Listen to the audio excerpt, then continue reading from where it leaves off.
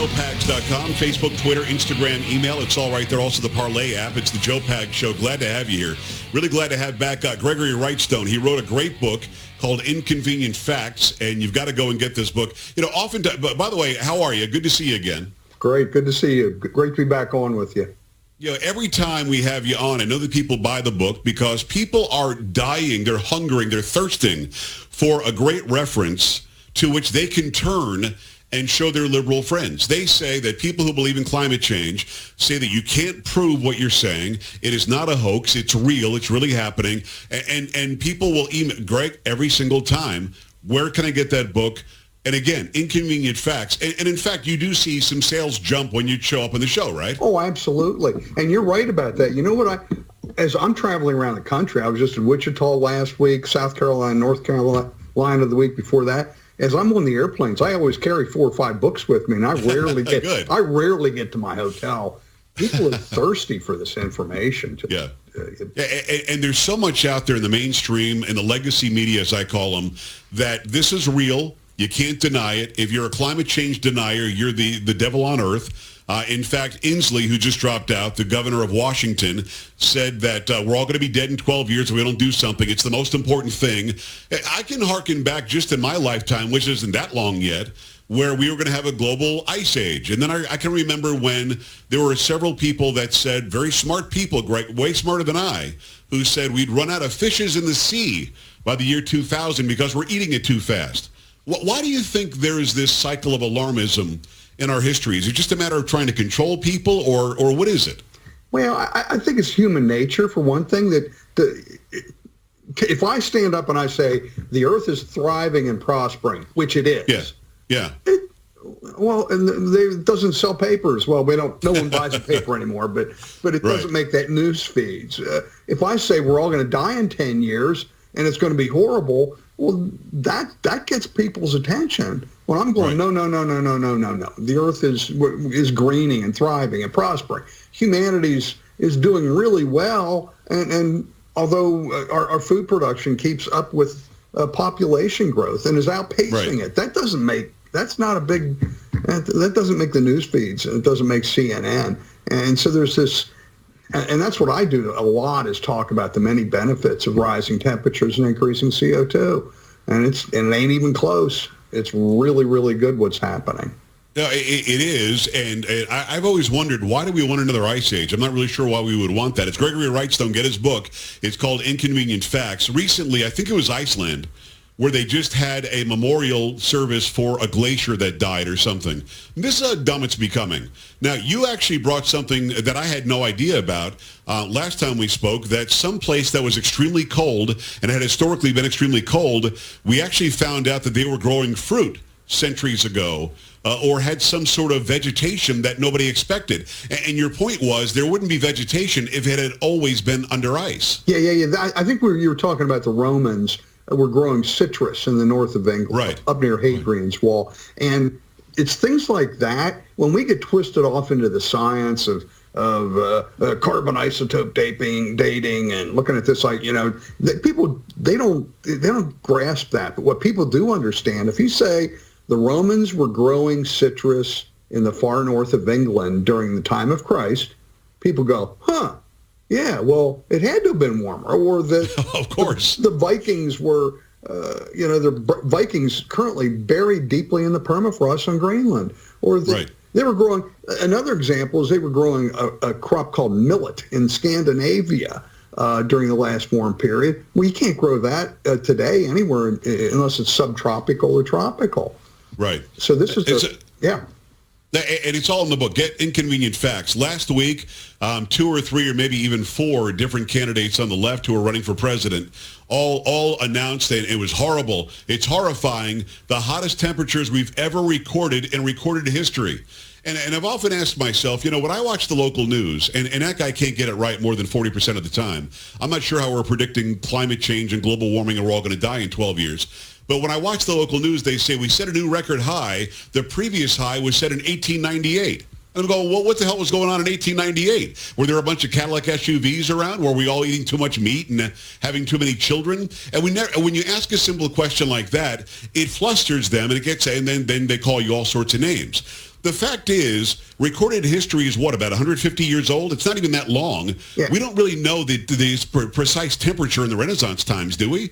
Not precise. We have to go back and use what they call proxy data, which are isotopes we were just talking about. And there are ways to do it that are pretty close, and we can gauge it. But it's not complete. The thermometer data only goes back worldwide. It goes back to 1850. The longest continuous thermometer data goes back to the year 1659. And using that one set of data, it shows we've been warming for more than 300 years. And the first 200 plus years of that had to be entirely naturally driven. And what they need you to believe, they being Al Gore and his ilk, what they need you and your listeners and viewers to believe is that the same natural forces driving temperature since the year 1695 suddenly ceased in the middle of the 20th century. That's not how science works, and that's not how temperature and climate works. It is the Gregory Wrightstone. You know, it's interesting because, and by the way, get the book, Inconvenient Facts. This is the book that you've been asking for. Go and get it right now. You've got the information that you need. I grew up in South Florida. We have a lot of hurricanes there. And as I was growing up, we were hearing they were going to have more hurricanes every year because of global warming and climate change and the hurricanes. After the year that we had Katrina, which was, I think, 2005, we had Rita. We had several hurricanes. That's it. Next year it's going to be 17. Well, the following year we had like one. And then, the next year we're going to have 19. The next year we had like 3. So their predictions of dire, stronger hurricanes we've ever seen actually weren't true. And Gregory, correct me if I'm wrong here, but we went back and checked out the machinery, the actual tools that we used to monitor this stuff in the 1960s and 70s, and it turned out it was pretty crude, and those hurricanes were actually stronger than we first thought that they were. So, in fact, hurricanes aren't getting stronger, are they? It doesn't appear that way. There's a guy at NOAA. He's the top hurricane expert. His name is, get this, Christopher Landsea. What a great name for a climatologist. Almost as good as a geologist by the last name of Wrightstone. Exactly right. But, according to him, he thinks that hurricane intensity has increased about 1% to 2%. Well, okay, let's just say he's correct. If you're in Katrina hits, are you going to be able to tell the difference between 134 and 135 miles an hour, even if he's right? No.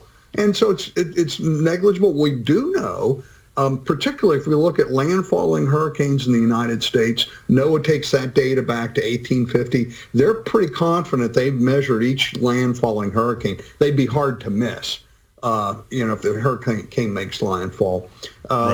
The good data on hurricanes really go back to 1979 when the first satellites were launched to capture this. And both of these, the landfalling hurricanes in particular, show a pretty significant decline. The satellite data, it's not as significant, but it is a long-term decline. And even the Intergovernmental Panel on Climate Change says that there is no correlation between warming and the number of hurricanes. They've stated that in the last climate assessment. And we're right in the heart of hurricane season right now.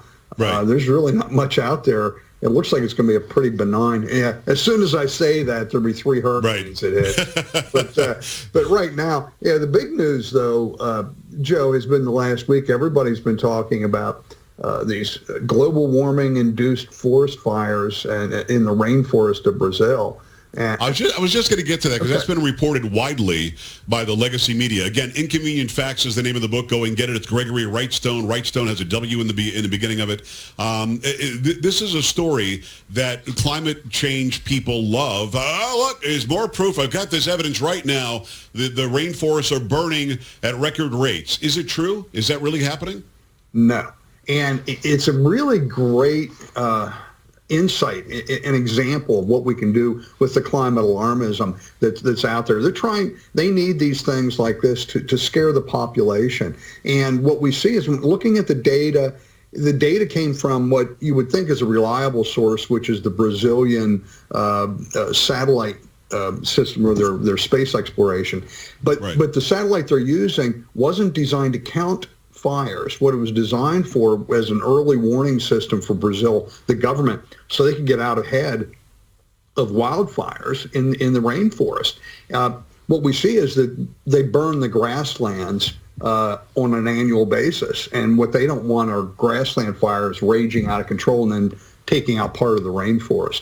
And so what we see is that data is what was being referenced. Well, if we look at the actual NASA data that's designed to count the number of fires in that area, we find that 2019, this year so far, it's dead smack in the middle of the average of the last 16 years of data. And the other thing is the Brazilian data only goes back to the year 2013. So we have less than 6 years of data. And to make any statements of record-breaking fires with using less than 6 years of data is a little bit precarious to do that. But the NASA data goes back to 2003, much longer, much better data. And yeah, there are fires. There are fires every year there. Most of these are occurring, again, in the grassland and ranchland areas. I'm not going to put down or belittle the importance of stopping fires within the rainforest. It's an important ecosystem and niche for our planet, and the Brazil's been fighting those. But to come up with these radical statements of the fires are burning they call it the lungs of the earth because there's so much oxygen created by these trees. It's ready-made for the climate doom disciples, what I call the ayatollahs of alarmism. And these people, they took it and ran with it. It was the lead story on CNN for several nights.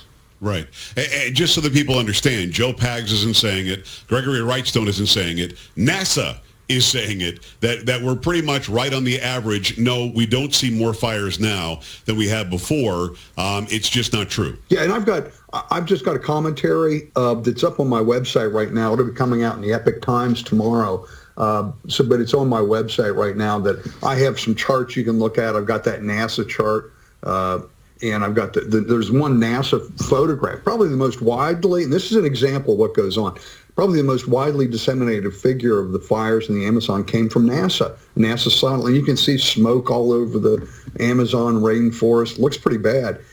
So they share the image. What they don't share is the caption that NASA provided that stated that the rate of burning is in line with averages in the past. And funny, early last week, before it kind of blew up as a media firestorm, NASA actually had stated it was slightly below average. I think somebody probably got to them and said, hey, wait, a bit different from what we see.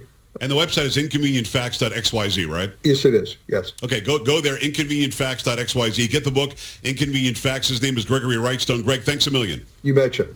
All right, back after this in the Joe Pags Show. Stay right here.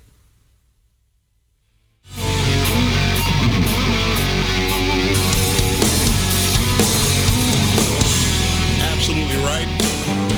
Motown Monday, Joe Pags Show. Glad to have Gregory Wright here. Gregory Wrightstone, I should say. It's Wrightstone.